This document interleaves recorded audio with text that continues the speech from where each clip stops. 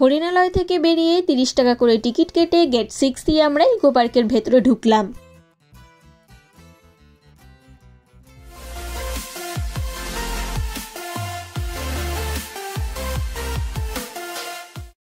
প্রচণ্ড ভিড়, সবাই মোটামুটি এখানে পিকনিক করতে এসেছে এবং এই জায়গাটা অনেকটা বড় মাঠের মতন এবং আমরা যেহেতু মোটামুটি সবাই প্রথমবার ইকো পার্কে এসেছি তাই আমরা এই গেট 6 দিয়ে ঢুকে ভীষণই হতাশ হচ্ছিলাম যে ইকো পার্কে মানুষ কেন আসে, কিছুই তো নেই, একটা বড় মাঠ, শুধু লোকজন পিকনিক করছে।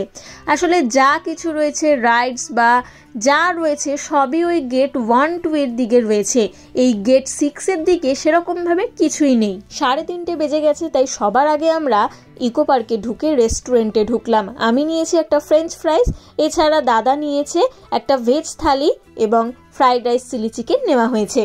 ওরা খেতে খেতে আমি জামাইবাবুর আইফোনে একটা নাচের রিল শ্যুট করে নিলাম এবং রিলটা ম্যাডলি রকার্স ডান্স চ্যানেলে দেখা যাবে। আপনারা ভিডিওটা দেখে জানাবেন যে আপনাদের কেমন লাগলো।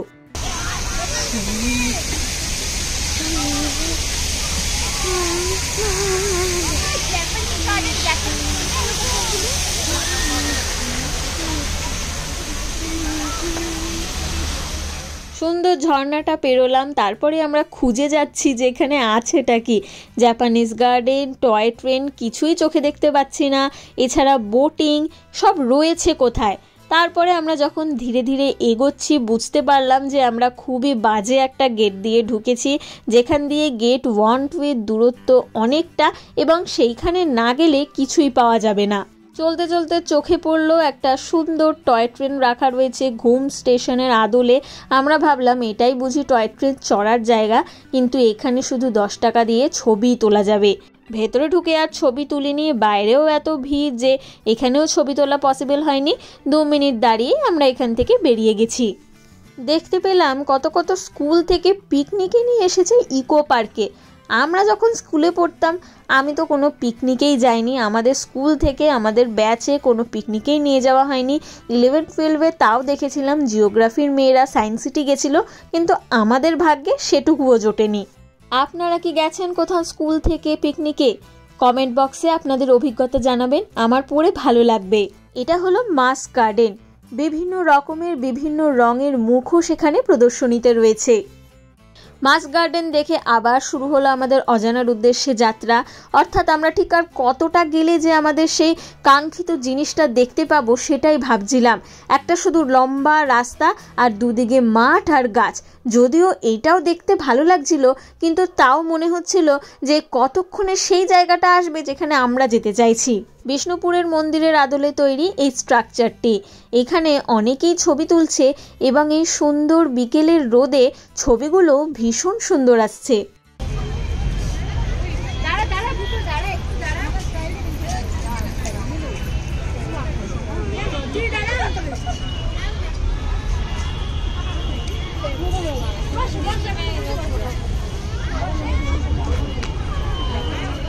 পাশেই ছিল রোজ গার্ডেন, সেটাই বা বাদ দেব কেন, তাই যাব কি যাব না ভেবে ভেবে আমি রোজ গার্ডেনে ঢুকে পড়লাম। আমার অনেক আগেই বোন আর এক কাজিন বোন ওরা চলে গিয়েছিল। অসাধারণ কোনো গোলাপ তো চোখে পড়লো না, তবে অনেক গোলাপ রয়েছে, কিন্তু এই খাঁচাটা যদি না থাকতো তাহলে এই গোলাপগুলো দেখতে আরও সুন্দর লাগতো। এর থেকে বেশি ভালো গোলাপ তো আমাদের সতেরোপল্লীর মেলায় দেখেছিলাম।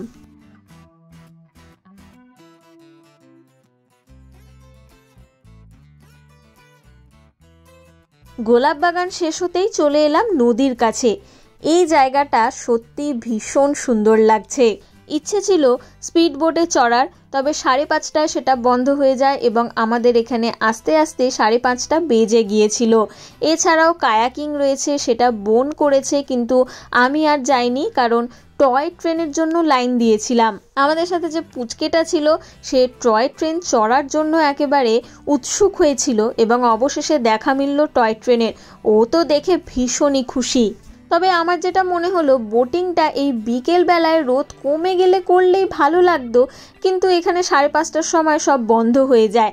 তবে আমার মনে হচ্ছে যে ক্যাফে একান্তে যাওয়ার যে বোট বা নৌকো রয়েছে সেইটা হয়তো খোলা থাকে। আমার এই বিষয়ে আইডিয়া নেই, যারা গেছেন আমাকে একটু বললে ভালো হয়, তাহলে পরের বার গিয়ে আমি এই বোটিংয়ের অংশটাই ট্রাই করতে চাই। টয় ট্রেনের বিশাল লাইন। প্রথমে আমি ভুল লাইনে দাঁড়িয়ে পড়েছিলাম। আমি যে লাইনটায় দাঁড়িয়েছি এটা অন্য একটা গাড়ির লাইন, আর পাশেরটা হচ্ছে টয় ট্রেনের লাইন। টয় ট্রেনের আবার দু রকমের ভাগ রয়েছে, এসি আর নন এসি। এসির ভাড়া সম্ভবত 200 টাকা আর নন এসির ভাড়া 150 টাকা।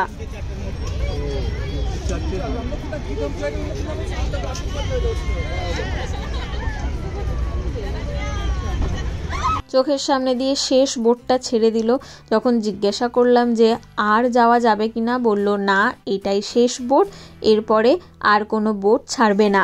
ব্যাড লাক, কি আর করা যাবে। কতক্ষণ দাঁড়িয়ে টিকিট কাটতে হলো?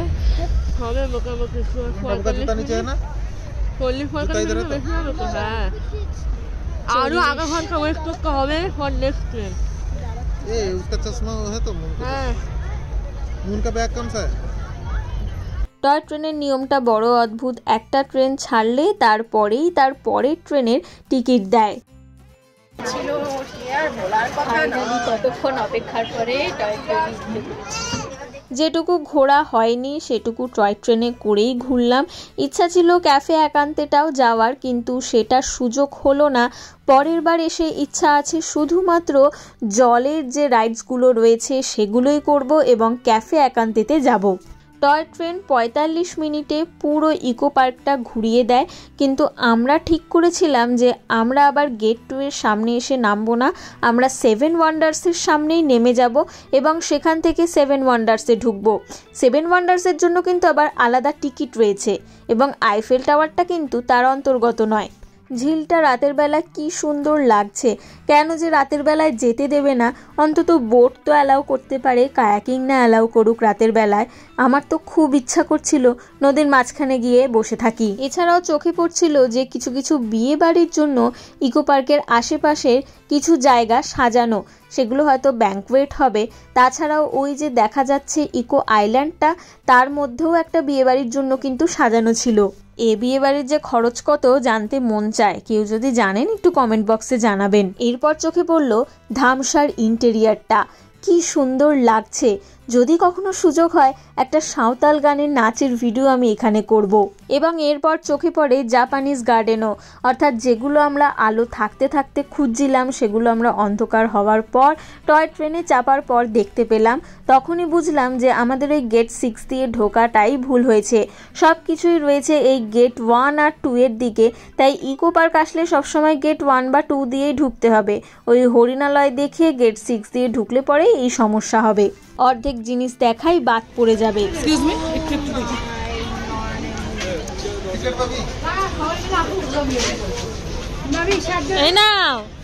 টিকিট 30 টাকা করে টিকিট কেটে ভেতরে ঢুকে গেলাম 7 ওয়ান্ডার্সের, এবং এই অংশটা সত্যি সুন্দর। প্রথমেই রয়েছে মিশরের পিরামিড, এবং একটি পিরামিড দিয়ে ঢুকে কিন্তু মমি দেখারও ব্যবস্থা রয়েছে।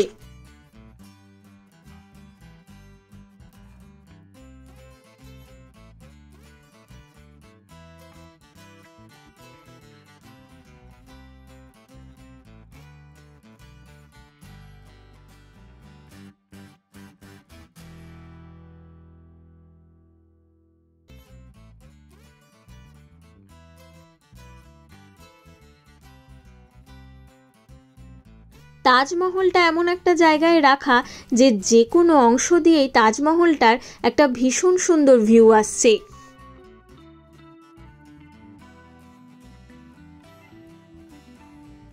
মিশরের পর চলে এলাম শহর পেত্রায়।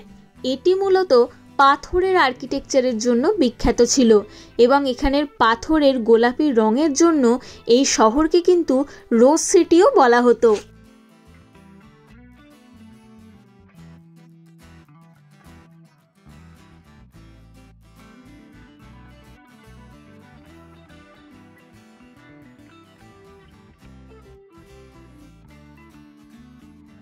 এর ভেতরে রয়েছে প্রাচীন মূর্তির আদলে তৈরি কিছু মূর্তি।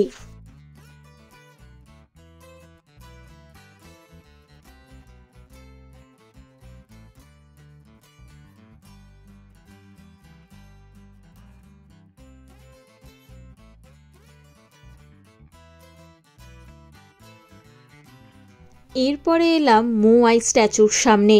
এই মোয়াই স্ট্যাচুগুলো কিন্তু যেগুলো অরিজিনাল সেগুলো রাপা নুই সম্প্রদায়ের কিছু লোকজন তৈরি করে চিলি প্রদেশে, যেটা প্যাসিফিক ওশানের সামনে রয়েছে। গুগল করে যা বুঝলাম এই মূর্তিগুলোর ভেতরে কি রয়েছে তা জানা যায় না, অর্থাৎ এই মূর্তিগুলো কিন্তু যথেষ্ট সন্দেহজনক। তারপরে দেখতে পেলাম ক্রিস্ট দ্য রিডিমার, যেটা রয়েছে আসলে ব্রাজিলে। হালকা সিঁড়ি দিয়ে উপরে উঠেও কিন্তু ভীষণ সুন্দর তাজমহল দেখা যাচ্ছিল। আমরা যেদিকেই যাচ্ছি আমাদের তাজমহলটাই কিন্তু সবার আগে চোখ কাটছে। তাই অবশেষে আমরা তাজমহলেরই সামনে এলাম এবং এইটাই এখন পড়বে আমাদের দেখার জন্য। আর এটার সামনে আমরা বেশ সুন্দর সুন্দর কিছু ছবি তুললাম, যদিও অনেকটাই অন্ধকার, খুব একটা ভালো ছবি ফোনে আসছিল না। চাঁদ যেভাবে পৃথিবীকে প্রদক্ষিণ করে ঠিক সেরকমভাবেই তাজমহলের চারদিকে আমরাও এক দুবার প্রদক্ষিণ করে এখান থেকে নেমে পড়লাম, কারণ বাইরে বাঁশি বাজানো শুরু হয়ে গিয়েছিল, অর্থাৎ এখন এখান থেকে বেরিয়ে যেতে হবে। 7:30 বেজে গেছে। 7:30 অনেক আগে থেকেই, অর্থাৎ মোটামুটি 7টা থেকেই ওরা বাঁশি বাজানো শুরু করে দিয়েছে যে আস্তে আস্তে এবার যেন সবাই বেরিয়ে যায়। তাই কোনো রকমে আমরা তাজমহলটা একটু ঘুরে ওখান থেকে চলে এলাম গ্রেট ওয়াল অফ চায়নায়, এবং এইটা আমার দুর্দান্ত লেগেছে। 7 ওয়ান্ডার্সের বাকিগুলোর থেকে এইটার আর্কিটেকচারটাই আমার সব থেকে বেশি সুন্দর লাগলো।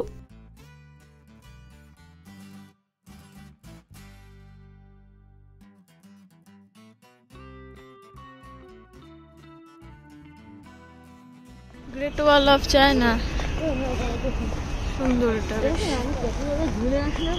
হ্যাঁ মানে 30 টাকা আমি কত টাকা ঘুরে ফেললাম।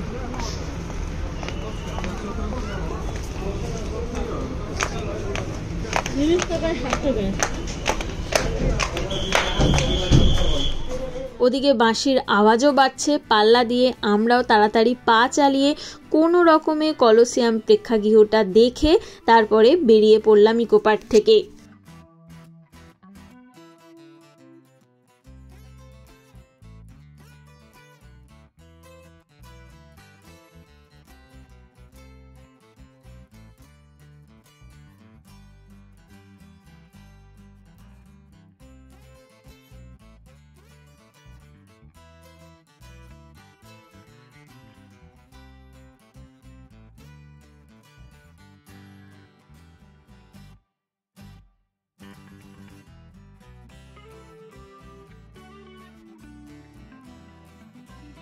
বোন দিদি জামাইবাবুর সাথে দিনটা বেশ ভালোই কাটলো, এবং সারা দিনটা কিভাবে জানি কেটে গেল। আমার শরীরটা একটু খারাপ ছিল এবং সেই শরীর খারাপ নিয়েই আমি চলে এসেছি ঘুরতে, কারণ আবার কবে সবাই একসাথে হব তার কোনো ঠিক নেই। বেশ মজা হলো। তবে ইকো পার্ক ঘোরার জন্য আমি এটাই সাজেস্ট করব যে গেট 6 দিয়ে না ঢুকে গেট 1 বা 2 দিয়ে ঢুকলে পুরো ইকো পার্কটাই একদিনে কভার করা সম্ভব। আমরা একদিনে কভার করতে পারলাম না, কারণ আমাদের ভুলভাল প্ল্যানিং হয়ে গেছে, তাই জন্য। আজকের মতো ভিডিওটা এইটুকুই। ভিডিওটা ভালো লাগলে চ্যানেলটা সাবস্ক্রাইব করে দেবেন, ভিডিওটা লাইক করে দেবেন এবং কমেন্ট করে জানাবেন কেমন লাগলো। আজকের মতন এইটুকুই, দেখা হবে আবার পরের ভিডিওতে। টাটা।